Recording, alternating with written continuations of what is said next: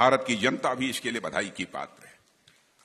आज कांग्रेस पार्टी इतरा रही है, 100 से भी कम सीटें जिन्हें प्राप्त हुई हैं। इस देश में 64 करोड़ लोगों ने इस बार मतदान किया है।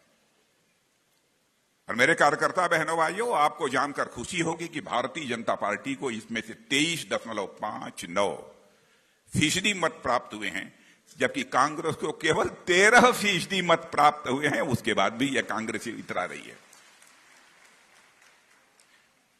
और यह देखा जाए हमारी एनडीए को कितने वोट पड़े हैं, आपको जानकर खुशी होगी कि 40% वोट यदि किसी को प्राप्त हुआ है तो हम लोगों को प्राप्त हुआ है।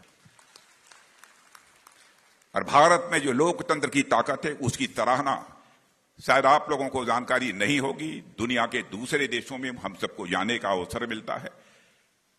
भले ही चुनाव के दौरान जाना न हुआ हो, लेकिन दुनिया के दूसरे देशों के राजनयिकों से भी बराबर टेलीफोन पर भी हम लोगों की बातचीत होती रहती है। सभी ने भारत के लोकतंत्र के सामर्थ्य को सराहा है, भूरि भूरि प्रशंसा की है। और कई राजनयिकों ने तो यह कहा है कि भारत का लोकतंत्र दुनिया का अद्भुत लोकतंत्र है। भारतीय जनता पार्टी जनसंघ के जमाने से 1951 से लेकर आज तक 73 साल में हमारा किसी चीज पे स्टैंड नहीं बदलता। अगर कश्मीर पे हमारा स्टैंड एक था तो 1951 में भी यही था कि एक देश में 2 विधान 2 प्रधान 2 निशान नहीं चलेंगे। तो जैसा कि अभी उल्लेख किया, 2019 में जब मोदी जी के नेतृत्व में हमें स्पष्ट बहुमत मिला तो हमने वो साकार करके दिखाया। हमारा कोई भी विषय हो, धारा 370 था, कॉमन सिविल कोड था, श्री राम जन्मभूमि का विषय था, हमने कभी भी उसमें कोई चेंज नहीं किया। और हमारे विपक्षी दल अपना एक स्टैंड बता दें जो इन्होंने चेंज न किया हो 75 साल में। कांग्रेस ने हर चीज पे स्टैंड चेंज किया। मतलब आज बताइए, वो जातिगत जनगणना की बात करते हो तो नेहरू जी ने रोकी थी, तो आप पहले कहिए नेहरू जी सही थे कि आप सही थे, या कहिए वक्त के साथ हम बदल गए। तो ये वो लोग हैं जो वक्त के साथ बदलते हैं, हम वो लोग हैं जो वक्त को बदलते हैं।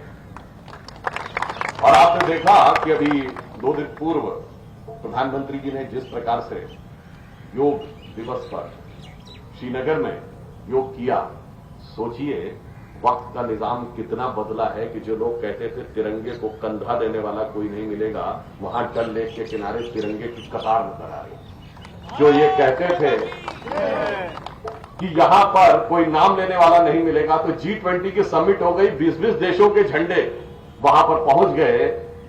अब आप ये सोचिए, इससे सिर्फ ये दर्शाता है, एक पॉइंट और कह के विषय को समाप्त करता हूं। कश्मीर का विषय दुनिया के इतिहास का बड़ा अजीब विषय है। दुनिया में जहां कहीं भी लड़ाई होती है, वो मोहल्ले की लड़ाई हो या इंटरनेशनल लड़ाई हो, हमेशा कमजोर व्यक्ति ये कहता है कि बड़ा और ताकतवर मुझे सता रहा है। पर यहां क्या था कि बगल वाला मुल्क कमजोर था और छोटा था, हम बड़े और ताकतवर थे, मगर ये कहते थे हम उन्हें सता रहे हैं। मतलब वो हम ये कहते थे वो हमें सता रहा है। क्यों भाई? तब ये था कि शांति के कबूतर उड़ते थे, अब गुरु गोविंद सिंह जी के बाज उड़ते हैं, जो जाके स्ट्राइक करके चले भी आते हैं। तो ये बदलाव आया है।